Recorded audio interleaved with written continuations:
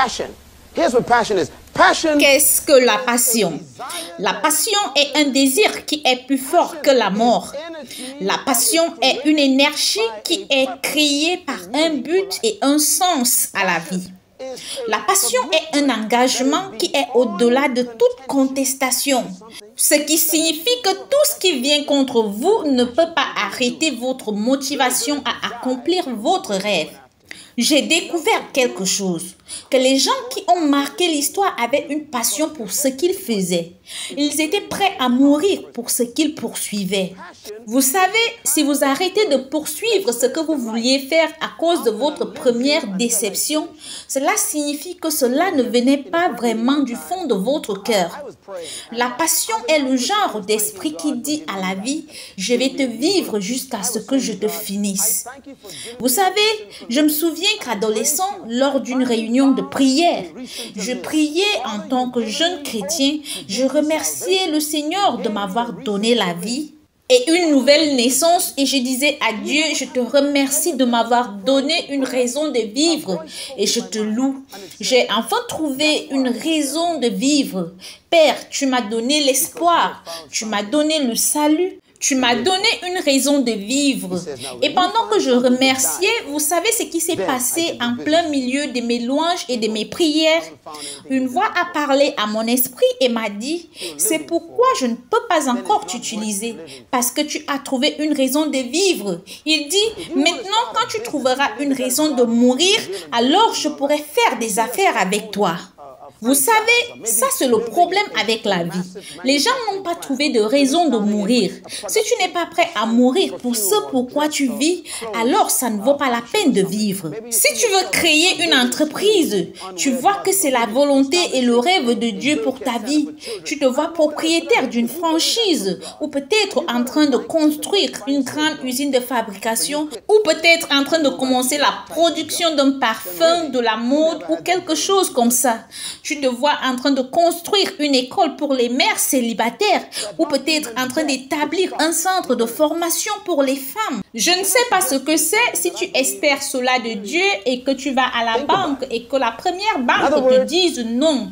Alors tu démissionnes et tu retournes à ton travail de dactylographie. Alors en fait, tu n'as jamais eu ce rêve en premier lieu.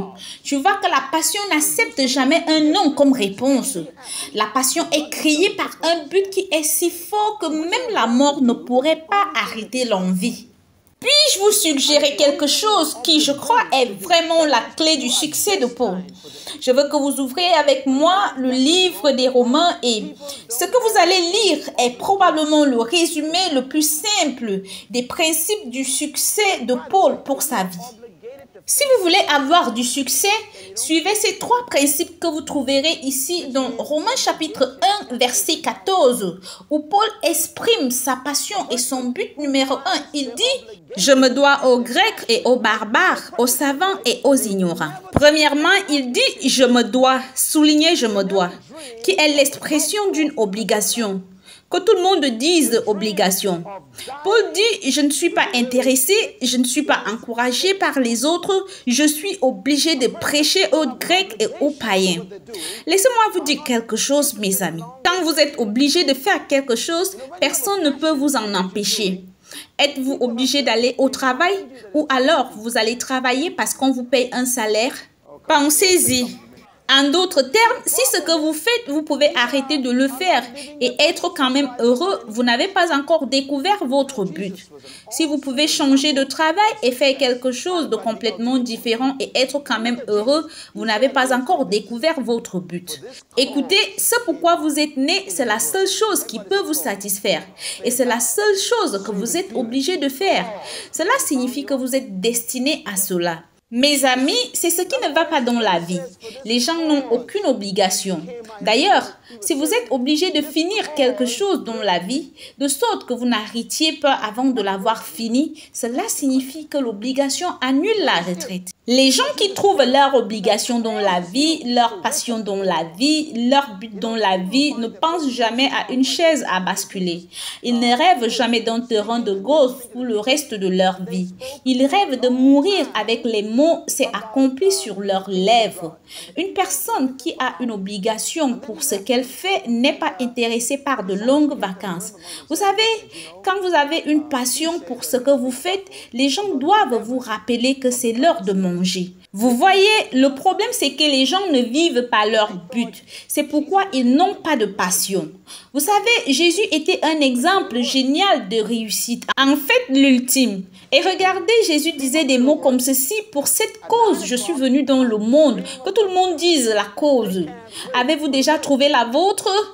Ça, c'est la question. En d'autres termes, quand il dit pour cette cause, je suis venu dans le monde, il disait cette cause m'a enfanté. Qu'est-ce qui vous a enfanté? Ça, c'est la question. Qu'avez-vous découvert qui vous motive à vous réveiller tous les matins? Vous savez, les gens qui trouvent leur but parlent aussi ainsi. Un jour, Jésus, il parlait et prêchait aux gens. Et ils ont parlé pendant longtemps du royaume de Dieu. Et les gens attendaient pendant des heures. Et puis, il les a quittés. Et les disciples ont commencé à murmurer entre eux. Et ils se sont dit, il a dit que nous devons faire attention au levain des pharisiens. Peut-être qu'il nous parle du déjeuner. Et ils ont pensé que Jésus pensait au déjeuner comme la plupart d'entre vous le font quand vous allez au travail. Les gens vont au travail à 9 h et rêvent de l'heure du déjeuner. Ils ne peuvent pas attendre la pause. Et quand ils viennent du déjeuner, ils rêvent de 5 h parce qu'ils ne font pas ce pourquoi ils sont nés. Ils ne peuvent pas attendre de s'en éloigner. Et ils ont dit à Jésus, est-ce parce que nous ne sommes pas allés au déjeuner que les Juifs ont dit qu'on devrait rester loin du levain des pharisiens? Et il leur a dit quelque chose qui devrait changer votre vie. Il leur a dit, mes amis, pourquoi vous préoccupez-vous du déjeuner? Vous pensez toujours à la nourriture, vous les humains. Ensuite, il leur a dit, mon besoin est de faire la volonté et les desseins de mon Père. Jusqu'à ce que vous trouviez quelque chose de plus important que la nourriture, vous n'avez pas encore trouvé votre but. Quand une personne a découvert son but, la passion qui monte en elle l'éloigne même de la nourriture. Elle ne prend même pas de vacances. Tu dois la supplier de se reposer parce qu'elles ont une passion pour la vie. Quand une personne a trouvé son but, elle est étrange. Elle n'a pas d'horaire de travail. Seuls les gens qui ont un travail ont des horaires de travail. Les gens qui ont un but n'ont pas d'horaire de travail. Alors, il n'y a pas de pointeuse pour eux. Ils vont au travail dès qu'ils se réveillent et ils restent au travail jusqu'à ce qu'ils tombent raides morts. Je suis en train de vous parler de l'un d'entre eux, juste ici. Et si vous vérifiez tous les grands personnages de l'histoire, c'est comme ça qu'ils ont vécu. Je puis vous dire que Paul, quel homme! Il a prêché toute la nuit jusqu'à ce qu'un gars tombe de la fenêtre et meure. Paul est descendu guérir le gars, le ressusciter et le remettre à la fenêtre et continuer à prêcher. C'est ce qu'on appelle la passion. J'ai vu Pierre, un pécheur qui s'ennuyait dans son travail jusqu'à ce qu'il découvre son but. Lorsqu'il a découvert son but, ils n'ont pas pu l'arrêter. Pierre lui a dit le conseil du sans règle. Nous allons te couper la tête si tu continues de prêcher. Pierre a dit, j'ai un choix. Il a dit, non, vous avez un choix. Vous me coupez la tête, je vais prêcher. Si vous la laissez, je vais prêcher. Qu'est-ce que vous allez faire? Alors, ils l'ont arrêté et l'ont mis en prison. Qu'est-ce qu'il a fait? Il a prêché.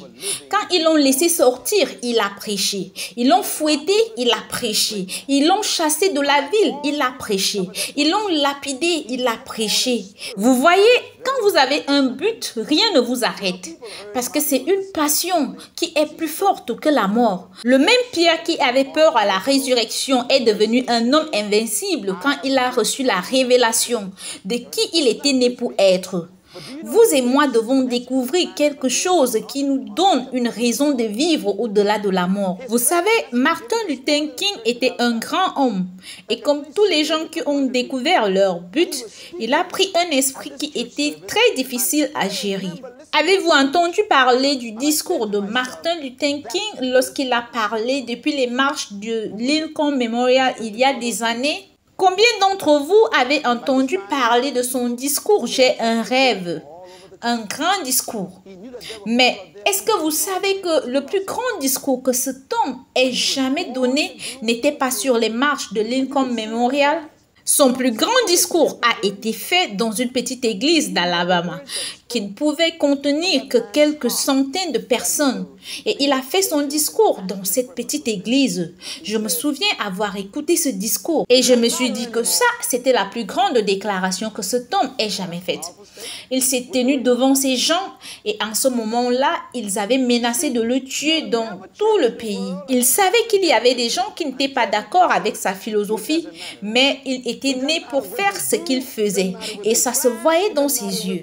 On pouvait presque le sentir dans chaque mot qu'il disait. Et savez-vous les mots venant du cœur de cet homme qui indiquaient sa passion et sa raison d'être? C'était ceci. Il a dit « ça n'a plus d'importance ». Ça, c'est une déclaration puissante. Qu'est-ce que vous attendez? C'est ça. Voyez-vous, vous ne changerez jamais le monde et n'aurez jamais de l'impact sur votre génération jusqu'à ce que vous puissiez dire « ça n'a plus d'importance ». Peu importe ce qu'ils font, peu importe ce qu'ils prévoient, peu importe ce qu'ils essayent, ils ne peuvent pas m'arrêter. Je suis déjà mort. Quand il a dit ça, ça n'avait plus d'importance. Il est devenu un homme mort. Comment peut-on tuer un homme mort? Je me demande si tu as trouvé un rêve qui peut te faire dire ça n'a plus d'importance. Vous savez, c'est comme ça avec moi. Ce que je suis né pour faire est si clair.